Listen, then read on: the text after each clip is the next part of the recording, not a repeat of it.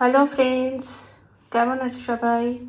বড়দের আমার প্রণাম, নমস্কার, আর ছোটদের অনেক অনেক আদর আর ভালোবাসা। এখন আমি একটা কমপ্লিট ভেজ একটা রেসিপি বানাচ্ছি, পাস্তা। তো এখানে আমি কি কি নিয়েছি ভেজিটেবলের মধ্যে?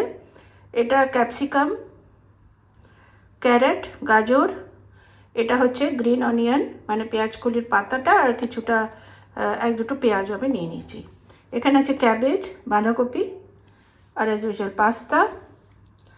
টেস্ট মেকারের জন্য এখানে আছে জিঞ্জার পাউডার আর টেস্ট মেকার পাস্তার। আর এখানে সল্টে আমি নিয়েছি পিঙ্ক সল্ট। তো এই রকম ধরে আমি সবসময় বানাতে থাকি, তোমরা বা আপনারা দেখতে থাকেন।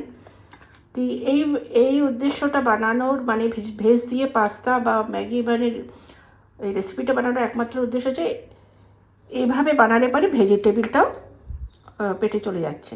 এটা একটা one of the best choice of everyone, not any for any age bar, অনেকজনের পছন্দ। ঠিক আছে, তো আমি তাহলে রেসিপিটা শুরু করছি। আমি প্যানে অয়েল দিয়ে দিয়েছি অলরেডি। তো একটু গাজরটা বড় বড় করে কাটা, তো আমি আগে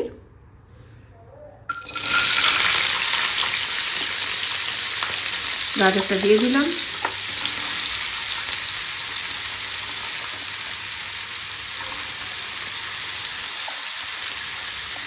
তো গাজরটা দেওয়া হলে একগুলো দিলাম, একটু মোটা মোটা করে কাটা, তো গাজরটা একটু কয়েকটা মোটা মোটা যদি একটুখানি সসে হয়ে যাবে। তারপরে বাকিগুলো তো খুব তাড়াতাড়ি। আর এটা তো দেখো, এটা হচ্ছে খুব ভেজে টেজে বানানো রেসিপি না, একটু হালকা নরম হয়ে যাবে। আর আমি এই জন্য এতে দিয়ে দেবো সামান্য সল্ট, যাতে কী হয় ভেজটা তাড়াতাড়ি একটু নরম হয়ে যায়। তো বন্ধুরা, এটা একটুখানি হোক, তারপরে আমি বাকি ভেজিটেবল এতে দিয়ে দেবো। আজকে অনেকগুলো কাজ নিয়ে বসেছি এই লাইভটা শেষ করে। এবার একটা ভিডিও শ্যুট করে নিয়ে তারপর আমার এখন ভিডিও দেখা বাকি আছে। এরপরে আমি এখানে দিয়ে দেবো ক্যাপসিকাম।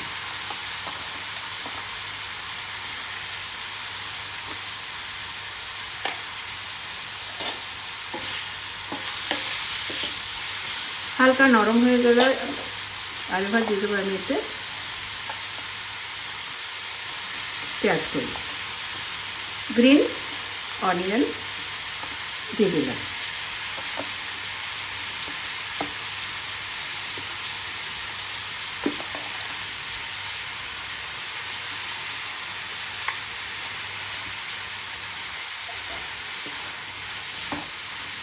এখন আমি কোনো সল্ট অ্যাড করবো না এতে, এটা একটুখানি সল্টি হয়ে যায়।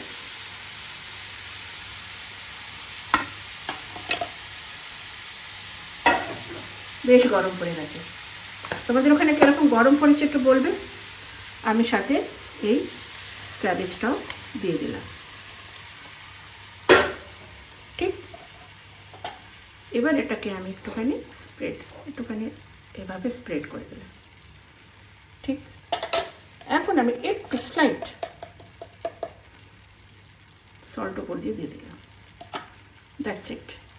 এখন এটাকে আমি কভার আপ করব। এখন আমি এটাকে কভার করলাম, একটু থাকুক, এটা একটু সতে হোক। তো বন্ধুরা, আমি এবার ঢাকনাটা খুলে নিলাম। আর এই যে এইভাবে ভেজিটেবলগুলো সতে হয়ে গেছে। ঠিক আছে, এতে এখন আমি সেভাবে পুরো রেসিপিটার অনুসারে এখন আমি এতে সল্ট ব্যবহার করিনি। আমি আগে আরও আমার যে ইনগ্রিডিয়েন্টস আছে সেগুলো আগে আমি একে একে সব এর মধ্যে মিক্স করে নেব। ঠিক আছে, এবার তাহলে আমি দিচ্ছি যে মেন জিনিস, সেটা হচ্ছে এই পাস্তাটা আমি দিয়ে দিলাম এতে।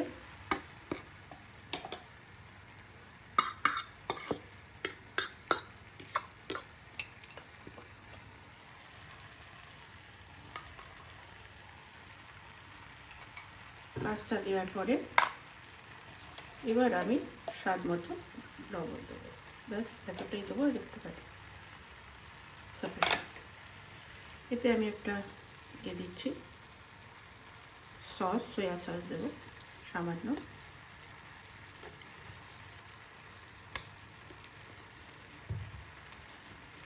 আর একটা আমি পাস্তার একটা সস হচ্ছে সেটাও দিব।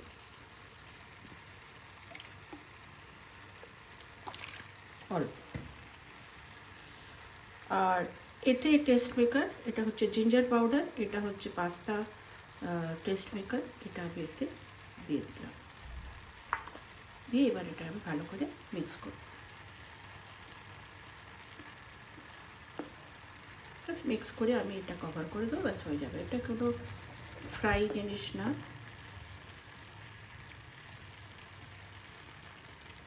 আর এই জিঞ্জার পাউডার আর টেস্ট মেকারটা অ্যাড না করলেও চলবে, আমার আছে, আমি তাই আজকে একটুখানি এটা ইউজ করলাম। নর্মালি আমি এটা ইউজ করি না, রাখাই থাকে আমার কাছে, তাই জন্য আজকে একটুখানি আমি সামান্য এই ডিশটা রেসিপিটা একটু চেঞ্জ করি। সেজন্য এটা অ্যাড করলে অবশ্যই খুব সুন্দর স্বাদ হয়, রেস্টুরেন্টের ওরকমই স্বাদ হয়। এর মধ্যে আপনারা চিংড়ি ফ্রাই দিতে পারেন, এগ বয়েল করে কেটে দিতে পারো, এগ অমলেট করে একটু কুচি কুচি করে কেটে উপরে স্প্রেড করে দিতে পারো, পনির দিতে পারো, যারা ভেজ খায় তারা পনির দিতে পারে।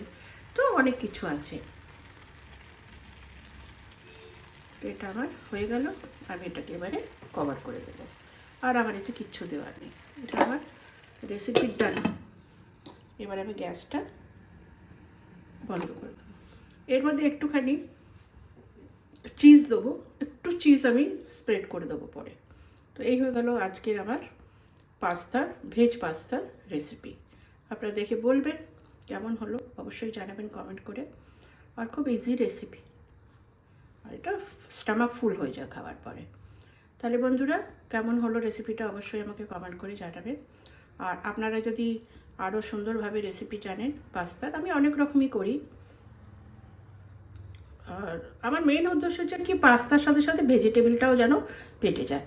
তো মেন আমার ওটাই উদ্দেশ্য। তো আমি লট অফ ভেজিটেবল ওতে অ্যাডস করি, এক্সেপ্ট আলু। আর যখন কিছু না থাকে, বানাতেই হবে, তখন আলু অ্যাড করে দিই, আলুটাও করে দিই সামটাইমস, বাট ভেরি রেয়ার। এর সাথে আলু আমি দিই না, খুব কম, না কে বরাবর। ঠিক আছে, তো এটা আমার হয়ে গেল। তো এর জন্য সবাইকে আমি এটাই রিকোয়েস্ট করবো যে এটা কমেন্ট করে আমাকে অবশ্যই জানাবে। আর ওটা বললাম যে জিঞ্জার পাউডার আর এই যে অ্যাডিশনাল যে মশলাটা দিয়েছি সেটা স্কিপ করে দিলেও হবে, না থাকলে পারে অন্য কোনো ব্যাপার নেই। আর গোলমরিচ দিতে গেলে গোলমরিচ পাউডার দিয়ে দাও। ঠিক আছে বন্ধুরা, তাহলে ভিডিওটা এখানেই আমি শেষ করছি, এই আশা নিয়ে কি আপনাদের নিশ্চয়ই এটা ভালো লাগবে। আর খুব ইজি রেসিপি, একদম খুব তাড়াতাড়ি ঝটপট হয়ে যায়। ওকে, থ্যাংক ইউ। হাই বন্ধুরা, এখন এই যে এই মির্চাগুলো নিয়েছিলাম, ওগুলো শুকিয়েছি একটুখানি। আর এর পেটা থেকে বীজ টিজ কিচ্ছু বের করবো না, এটা পেটটা এখন ছিঁড়ে দিয়েছি। ছিঁড়ে এটা একদিন নিলাম, প্রথম দিন নেটকে ভালো করে ধোবো না, ভালো করে শুকনো ন্যাকড়া দিয়ে, পরিষ্কার ন্যাকড়া দিয়ে এটা পুছে, ভালো করে পুছে টুছে এটাকে রোদে দিয়েছি। একদিন রোদে ছিল, তারপর আজকে এটা পেটটা ছিললাম। এখন এটা মশলা ভরবো, রেডিমেড মশলা আমাদের এখানে পাওয়া যায়। মশলাটা আমি এরকম সর্ষের তেল গরম করে ওর মধ্যে ঘুলে নিয়েছি। আর এখন এইগুলো এক একটা লঙ্কা নেব, আর এর পেটের মধ্যে মশলাগুলো ভরবো। তো এটা আমি দেখিয়ে দিই আমার বন্ধুদের। আর এই মশলাগুলো এগুলো পেটে চেরা আছে না, এর মধ্যে ভরে ভরে তারপরে এগুলোকে বয়ামে রাখবো। আর তো 4-5 দিন রোদ, আজ তো মেঘলা মেঘলা করেছে দেখছি বিকেলের দিক থেকে। যাই হোক, কোনো অসুবিধা নেই, তেলটা আসলে গরম করে ঠান্ডা করা। আর রেডিমেড মশলা এখানে দোকানে গেলে বললে পরেই দিয়ে দেবে কি লাল মির্চা কা আচার কা মশলা, বা আমের আচারের মশলা, বা কাঁঠালের আচারের মশলাও দেয়, প্লাস আবার বলেও দেয় যে এভাবে করবে সেভাবে করবে।